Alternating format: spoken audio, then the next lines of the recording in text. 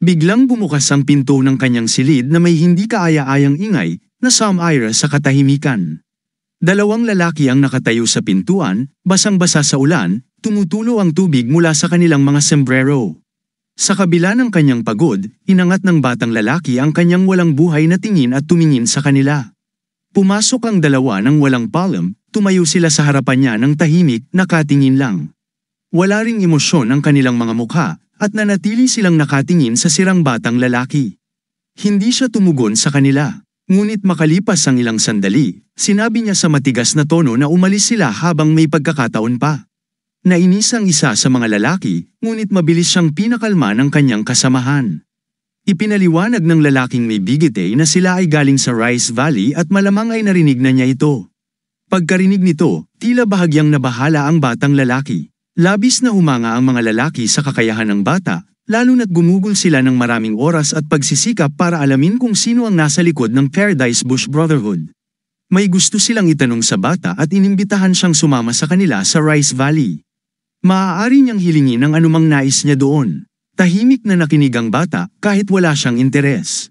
Ilang saglit pa, sinabi niya ng galit na umalis sila. Napabuntong hininga ang mga lalaki, mukhang hindi pa tamang oras para makipag-usap. Bago sila umalis, iniwan nila ang isang supot ng pagkain sa sahig. Sinabi nila na babalik sila kapag nagtipo na siya ng lakas. Pagkasabi nito, nagpaalam sila. Wala pa ring gana ang batang lalaki makipag-usap. Tahimik siyang nakaupo, nakatingin sa isang punto. Muling sumagi sa isip niya ang mga tanong niya sa mga tao tungkol sa White Fans. Lahat ng kanyang tinanong ay nagulat ng tanungin niya tungkol sa tagapamahala ng White Fans. Sabi nila, simpleng namumuhay ang mga ito at hindi gastador. May ilan silang tauhan, ngunit hindi sila maituturing na mga tagapamahala. Matapos makuha ang mga mahalagang impormasyon, umalis ang batang lalaki nang hindi nagpapaliwanag. Patuloy na bumabalik ang imahe ng kanyang lolo sa kanyang isipan, ang taong nakasama niya sa buong buhay niya, nagbibigay sa kanya ng payo at nagturo sa kanya.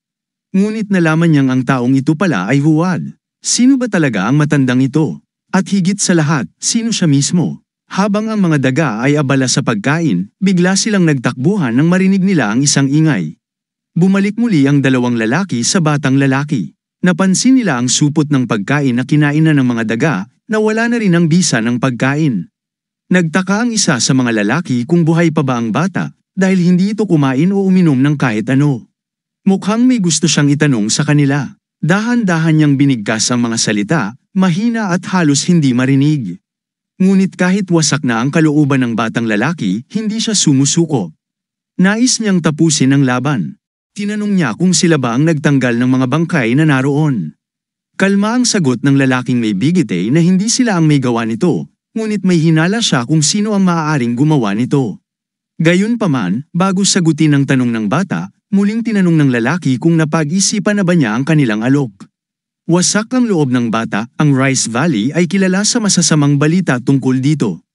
Ayon sa mga naririnig, maraming mga biyarang mamamatay tao roon. Tinanong niya kung alam ba nila ang kanyang nais. Matagal nang nahulaan ng lalaking may bigete ang sagot, nais ng bata na malaman kung sino talaga ang lolo na nagpalaki sa kanya buong buhay niya. Sinabi ito ng lalaki nang may kumpiyansa. Totoo nga, ngunit nanatiling tahimik ang bata. Hindi siya gumalaw at patuloy na nag-isip tungkol sa lahat ng bagay. Gayunpaman, may tanong sa kanyang isipan, bakit ba siya mag-aalala tungkol sa isang patay na tao? Pero sigurado ba siyang patay na talaga ang matanda? Totoo bang ang bangkay na nakita niya ay pagmamay-ari nito? Umiikot ang ulo niya sa mga nakakatakot na hinala. Sinubukan din ng pinuno ng Paradise Bush Brotherhood na ikwento ang parehong kwento sa kanya dati. Ngumiti ang estranghero, mukhang hindi nga tanga ang pinuno. Biglang nabanggit na maaaring ang matanda ang may kinalaman sa lahat ng ito. Marahil ito ang paraan niya upang putulin ang lahat ng koneksyon niya sa kapatiran. Naalala ng bata ang mga salitang binitiwan ng kanyang lolo noon tungkol sa hindi pakikihalubilo sa kapatiran dahil mayroon silang pansariling interes. Ngunit alam ba ng bata kung bakit ganito ang mga pangyayari? Lumabas na nadiskubre ng mga especially iya ang tungkol sa matanda. Dati na nilang nakaharap ito, ngunit hindi nila alam na siya pala ang hinahanap nila. Nang malaman ng matanda na siya'y nadiskubre, ininsenaryo niya ang kanyang kamatayan at naglaho. Matagal na nila itong sinusubaybayan. Tahimik na nakikinig ang bata sa kwento. Hindi niya alam kung maniniwala siya o hindi. Gayunpaman, interesado siya sa nalaman ng mga ito. Ngunit, ayon sa lalaki, hindi siya maaaring magbigay ng impormasyon sa mga tagalabas. Kung nais ng bata na malaman ng higit pa, kailangan niyang sumali sa kanila. Ito na ang kanyang nag-iisang pagkakataon sapagkat hindi na sila babalik dito. Mabigat ang desisyon at nagdadalawang isip ang bata. Hindi balak ng mga estranghero na pilitin ang bata, ngunit handa silang managot sa kanilang mga salita. Pagkatapos ng mga ito, sila ay tumalikod at papalabas na, ngunit bigla silang naalala ang isang mahalagang bagay. Kung sakaling magdesisyon ng bata na pumunta sa Rice Valley, kailangang iwasan niya ang Yellow Dragon. Nagtaka ang bata at tumingin sa kanila nang may tanong sa mata. Ipinaliwanag ng lalaki na mayroong isang halimaw na tila kilala niya na. Sinasabing araw-araw nitong binabantayan ang lugar at hinahanap ang bata. Ayaw nilang mamatay ang isang master dahil lang sa isang halimaw. Iyon na ang huling sinabi nila bago lumabas ng silid. Patuloy na nakaupo ang bata, iniisip ang kanilang sinabi. Napaka-curious niya kung anong klaseng halimaw ito. Ilang saglit pa, kinuha niya ang kanyang espada. Mabigat ang kanyang paghinga habang umaangat mula sa pagkakaluhod. Mayroon pa siyang mga hindi natatapos na gawain. Sa parehong oras, abala ang ating bida sa pagde-deliver ng mga order. Mangha ang mga customer sa bilis ng kanyang kilos. Totoo nga, parang kidlat ang bilis ng pangunahing tauhan. Napag-isipan niya na sa kanyang pagbalik, kailangan niyang pumunta sa templo ng Yellow Dragon. Bigla niyang napansin ang isang bagay sa kanyang harapan. Biglang tumilim ang kanyang tingin. Napatigil si Kang Rayong nang mapagtanto niyang ito ang parehong kalaban na nakatakas noon. Ngayon, hindi na niya ito pakakawalan. Tiningnan siya ng kanyang kalaban ng malamlam, tila wala ng buhay o hanggang mabuhay. Hindi nag-aksaya ng oras ang ating bida. Agad siyang tumakbo papunta sa kalaban. Tumalon siya ng mataas, naghahanda ng pag-atake. Hinugot niya ang isang simpleng pamalo at inihataw ito, habang ang kalaban ay naghanda ng espada. Wala siyang balak pakawalan ng kalaban sa pagkakataong ito. Hinarap ng itim na lalaki ang hamon. Makalipas ang isang saglit, nagkasagupa ang dalawa sa isang matinding labanan. Nang magsimula ang kanilang duelo, parang gumuho ang lahat sa paligid. Ang digmaan ni Kang Rong at Jin Hong ay naging matindi, walang sino man ang nagpadala. Tumama ang espada niya sa tungkod ng kanyang kalaban at parehong nagpapatuloy sa pag-atake kahit pareho na silang pagod. Malakas ang dalawa at tila hindi matalo ang isa't isa. Matapos ang ilang saglit, lumundag sila palayo sa isa't isa. Ang kanilang mga mata ay nagliliyab sa hanggang manalo. Kahit ubos na ang lakas, hindi nila tinatapos ang laban. Muling nagbanggaan ang kanilang mga armas, at ang paligid ay tila nagngangalit. Mga puno at palumpong ang nagbagsakan dahil sa kanilang hindi makataong lakas. Dalawang lalaki ang nanunood mula sa malayo. Hindi nila inasahan na tatagal ng ganito ang laban. Umabot na ito ng 30 round at wala pa ring balak huminto ang dalawa. Isa sa mga lalaki ang namangha sa galing ng teknika ng hovering blade. Hindi niya alam kung saan natutunan ng lolo ng batang lalaki ang ganitong estilo, ngunit ang paraan ng paggamit ng espada ay tunay na kahanga-hanga. Ang ganitong klase ng sining ay napakahirap pag-aralan, lalo na kung sa libro lang natutunan. Hindi pa niya ito nakita sa aksyon dati, ngunit malinaw na mahusay si Jin Hong sa paggamit nito. Habang nanunood ang lalaking may bigete, naalala niya ang isang maalamat na mandirigma, si Gu Zhongwan, ang henyo ng floating blade. Nang makita niya ang batang ito, para bang bumalik sa kanya ang imahe ng maestro. Pareho ang galing ng dalawa sa larangan ng laban. Lumalaban sila nang may matinding damdamin na halos imposible nang alisin ang iyong tingin sa kanila kahit isang segundo. Ang bilis at lakas ni Jin Hong ay tila nalalampasan pa si Gu Zhongwan. Patuloy ang matindi nilang laban at walang nagpapahinga. Umiikot si Jin Hong na parang kidlat, ang bilis ay nagdudulot ng ugong sa hangin. Inatake niya ang bida ng buong lakas, ngunit si Kang Rayong ay nanatiling maingat. Agad niyang inihanda ang sarili upang salagin ang malupit na atake gamit lamang ang isang tungkod. Nagkaroon ng maliit na pagsabog nang magbanggaan muli ang kanilang lakas. Ang lalaking may bigete ay lalo pang humanga sa kakayahan ng bata sa kabila ng kanyang murang edad. Sa mga mata ng lalaki, naliwanagan siya kung bakit gustong-gusto ng kanilang ginang na makuha ang batang ito sa kanilang grupo. Ngunit dumating ang mas matinding hamon, ang halimaw, mula sa Yellow Dragon Mountain. Hindi naniniwala ang lalaking may bigete na basta-basta mapagtatagumpayan ng ating bida ang nilalang na yon. Bagaman tila nawawala ng lakas ang kalaban ng ating bida, patuloy ang dalawa sa walang patid na laban. Pareho silang nag-aalala ngunit hindi nagpapadaig. Habang nauubusan na ng lakas si Jin Hong, tila mas lalong nagiging buo ang loob ni Kang Rayong. Mabilis siyang tumalo na parang agile ang handang salakayin ng kanyang biktima. Ang kanyang suntok ay tumama ng malakas, nag-iwan ng matinding epekto sa lupa. Ngunit kahit halos ubos na ang lakas ni Jin Hong, nagawa niyang harapin ang atake. Dahil sa lakas ng hampas ni Kang Rayong, gumuho ang lupa sa gilid ng bangin kung saan sila nakatayo. Nahulog si Jin Hong kasama ang mabibigat na bato at lupa. Hindi siya nakapaghanda o nakahawak sa anumang bagay, kaya tuluyan siyang bumagsak sa kailaliman ng bangin. Nabagsakan siya ng mga bato na tila tuluyang tumapos sa kanya. Isa sa mga lalaking nanunood ay tila hindi makapaniwala sa nangyari. Nang makita ang resulta ng laban, ang lahat ay tila tumahimik pansamantala. Ang alikabok at dumi ay nag-angat sa paligid. Si Jin Hong ay nakahiga ng walang malay sa mga gumuhong bato. Hindi gumagalaw ang binata, tila wala na siyang lakas para sa kahit ano.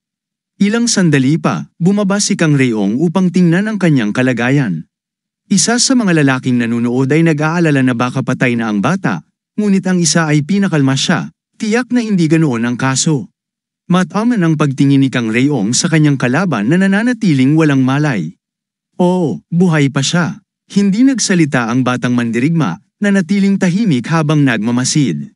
Huminga siya ng malalim, iniisip ang kahangahangang nangyari, ang espada na nagputol ng mga bato ay tila hindi makabasag ng lumang tungkod na ginamit ng ating bida sa laban. Tahimik lamang na nanunood ang lalaking may bigete sa susunod na mangyayari. Yumuko si Kang Rayong sa kanyang kalaban at pabirong tinanong kung natutulog na ba ito. Walang sagot mula kay Jin Hong, ngunit bigla itong tumayo at muling umatake. Makikita muli ang matinding hanggarang manalo sa kanyang mga mata. Agad tumalon si Kang Rayong sa gilid upang umiwas. Sa bawat galaw ng espada ni Jin Hong, mas nagiging masigasig ang laban. Tila natuwa si Kang Rayong na buhay pa ang kanyang kalaban, isang mapanuksong ngiti ang lumitaw sa kanyang mukha. Ngunit napansin niya ang kakaibang bagay, hindi na kontrolado ni Jin Hong ang kanyang sarili. Ang batang lalaki ay tila walang malay ngunit patuloy na nakikipaglaban. Habang iniisip ito, hindi niya napansin ang malaking bato sa kanyang likuran at nabangga niya ito. Mabilis na umangat si Jin Hong at itinapat ang espada sa kanya. Makikita sa mukha ng kalaban ang galit at ang dalawang lalaking nanunood ay natigilan sa mga pangyayari. Ginamit ni Jin Hong ang natitira niyang lakas para sa isang malakas na atake. Sa wakas, naputol ang tungkod ni Kang Rayong. Nabiyak ito sa gitna at dugo ang sumabog mula sa kalaban. Ngunit laking gulat ng lahat, wala na si Kang Rayong sa lugar. Sa likod na pala ni Jin Hong naroroon ang ating bida. Isang matinding daliri ang pinindot niya sa leeg ng kalaban at sa isang iglap, nawala nito ng malay. Bagsak si Jin Hong sa lupa at natapos na ang laban. Nakatayo lang si Kang Rayong, tahimik na pinagmamasdan ang kanyang natalong kalaban. Huminga siya ng malalim, nagpapasalamat na natapos na ang laban. Ngunit sa sumunod na sandali, isang manipis na agos ng dugo ang lumabas mula sa kanyang ulo. Tila ito ang unang pagkakataon na ganoon kalubha ang sugat niya sa isang laban. Habang sinusubukan niyang kontrolin ang kanyang paghinga, naalala niya ang sinabi ng kanyang maestro, kapag nasa ilalim ka ng banal na teknik ng makalangit na pagkawasak, walang sino man ang maaaring tumalo sa iyo. Ngunit kung nais mong makipaglaban ng pantay, ang apat na gagong yun ang magiging sapat. Ngunit walang makakagambala ni isang hibla ng buhok mo. Naalala ni Kang Rayong ang mga araw ng pagsasanay kasama ang maestro, kung paano mahilig magkwento ang maestro at madalas niyang pinipigilan ito. Minsan, inamin ng maestro na malungkot siya dahil wala siyang makausap o makapaglibang. Siguro, ito na nga ang kapalaran ng lahat ng di matatalong maestro. Sa lalong madaling panahon, mararanasan din ito ni Kang Rayong. Ang batang lalaki ay nakatayo sa ibabaw ng kanyang kalaban habang ito'y duguan. Humihinga pa rin ng mabigat ang binata at tahimik na pinagmamasdan si Jin Hong. Tila mali ang akala ng kanyang maestro, hindi alam ng sinuman kung ilang iba pang di mapapantayang maestro ang mayroon sa bansa, tulad ng kalaban niya ngayon. Samantala, ang mga lalaking nanunood ay nasa sanga ng puno pa rin, sinusubaybayan ang laban. Tila natapos na ito, tanong ng isa, may nakaligtaan ba sila? Napansin ng lalaking may bigete na tuluyan niyang nawalan ng tanaw si Kang Rayong noong laban. Wala na silang magagawa pa rito, oras na para bumalik. Tanong ng isa pang lalaki, iiwan na lang ba nila ang binata? Masama kung mapupunta sa mga awtoridad ang ganitong kakayahan. Kung mapunta sa kulungan o mamatay ang bata, problema na niya yun. Sinabi ng isa, kung hindi siya makakarating sa Rice Valley ng mag-isa, hindi siya karapat-dapat para sa kanila. Huminga ng malalim ang lalaki, ngumiti, at inayos ang kanyang sombrero. Nag-usisa ang estranghero kung bakit pinaniwala siya na kailangang magtungo sa Yellow Dragon Mountain, gayong napakalayo nito. Hindi niya inakalang magpapadala si Jinhong sa ganoong simpleng panlalansi. Ginawa niya ito dahil masyadong mayabang ang bata sa pakikipag-usap sa kanila. Dinala ni Kang Rayong ang sugatang binata sa bahay ng matandang monghe. Dahil hindi kumain ng matagal, nanghina at bumagsak ang katawan ni Jinhong. Ginagamot ng matanda ang kanyang mga sugat. May maliliit na pinsalang panloob at matinding pagod, ngunit konting pahinga at pagkain lamang ang kailangan, at babalik siya sa dati. Ang plano ni Kang Rayong ay dalhin siya sa mga awtoridad, ngunit inalagaan siya ng matanda. Napag-alaman niyang nagkamali lamang ang binata na pagkamalan siyang pumatay sa ama nito. Labis itong ikinagulat ni Kang Rayong. Wala sa isip ng sinuman na umarkila ng mamamatay tao para sa isang abang matanda. Napansin ni Kang Rayong ang kahinaan ng bata dulot ng gutom. Ang ibang tao sa ganitong kalagayan ay hindi makakabuhat ng isang tungkod, ngunit nagawa pa rin niyang gamitin ang espada. Nakakagulat ito para sa ating bida. Samantala, bumalik si Jinhong sa tavern. Nagtago siya sa likod ng isang bato, nagmamasid sa paligid. Si Kang Rayong naman ay nag-check ng kanyang ulo, siniguradong wala ng dugo mula rito. Habang sinusuklay ang buhok, napagtanto niyang maaaring mag-iwan ng peklat ang sugat. Nakahanap ang matanda ng bagong tungkod na kahawig ng dati, kaya hindi na ito kainahinala. Nagpasya si Kang Rayong na bumalik sa tavern, habang iniisip ang dami ng bagong utos na kailangan niyang gawin. Samantala, ang eksena ay lumipat sa Rice Valley, kung saan matatagpuan ang mansyon ng ginang ng Rice Valley. Isang babaeng may mahinang kamay ang kumuha ng maliit na mangkok ng pagkain habang nakikinig sa kwento ng kanyang mga tauhan tungkol kay Jinhong. Alam niya na ang binata ay isang natatanging hiyas, ngunit may problema, hindi nila alam kung nasaan ang matanda. Tila wala ng balita mula sa kanya. Naglatag na siya ng mga bitag sa paligid, kaya ang natitira na lang gawin ay maghintay. Tumango ang lalaking may bigete matapos masabi ang kanyang lahat ng gustong sabihin. Paalis na siya nang biglang magtanong ang ginang tungkol sa sitwasyon. Ipinaalala ng ginang na dating miyembro ang lalaki ng Sky Destroyers, kaya tinanong niya kung karapat-dapat ba si Jinhong na maging tagapagmana ng Supreme Ruler.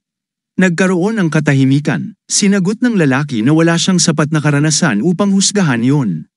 Isang nakakakilabot na pagtatangka habang pinapakinggan ang sagot sa tanong, lumitaw ang isang ekspresyon ng matinding pagkadismaya sa mukha ng lalaki.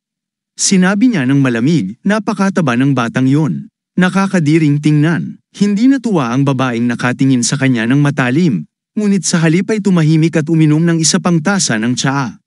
Wika niya pagkatapos, sa kasong ito, kailangan lang natin siyang bantayan. Sa kalaunan, mapipilitan siyang ipakita ang kanyang tunay na anyo. Napansin ng lalaki ang bigat ng mga salitang yon, ngunit nanatiling tahimik. Samantala, dinala ng matandang monghe ang isang mangkok ng mainit na lugaw upang pakainin ang pagod na kabataan. Subalit nang makarating siya sa silid, nakita niyang walang tao doon, bukas lamang ang bintana. Tumakas ang bata, kahit sa kabila ng kawalan ng lakas, nagawa niyang makatakas. Bawat hakbang ay tila isang hamon, hingal na hingal siya, pinagpapawisan ng malamig, habang iniinda ang lamig ng paligid. Sa kabilang dako, abala si Kang Rayong sa pag-aabot ng mga utos. Nang makarating siya sa isang tavern, naramdaman niya ang kakaibang kaba. Tila may hindi pang karaniwang nangyari. Isang matandang lalaki ang ngumiti ng mabait, ngunit biglang nagbago ang ekspresyon ng kanyang mukha, naging malamig at mapanganib. Sa loob ng tavern, maraming tao ang nakaupo at nagsisimula ng ngumiti. Ngunit tulad ng dati, nagbago ang kanilang ekspresyon nang malaman ang kwento ng nakaraan ng bata. Ang kanilang mga mukha ay puno ng takot, pandidiri, at galit.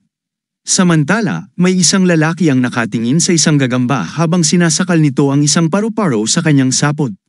Narinig niyang pinag-uusapan ng isang kontrata sa kabilang mesa, isang kasunduan kung saan ang kalakal ay kailangang may hatid sa loob ng 2 hanggang 3 araw.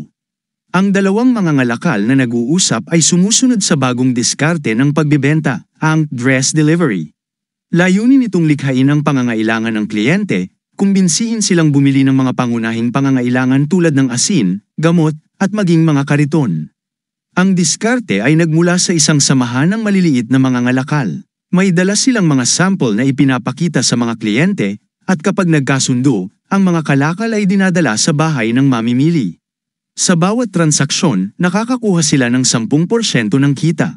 Ang panuntunan nila ay simple, ibebenta ko ang aking kaluluwa. Paulit-ulit nila itong sinisigaw bilang kanilang sigaw ng pagkakaisa. Ngunit para sa isang baguhan na ang pangalan ay ubok, naging mahirap ang lahat. Hindi siya magaling makipag-usap sa mga tao, kaya't hindi niya maipakilala ang mga produkto.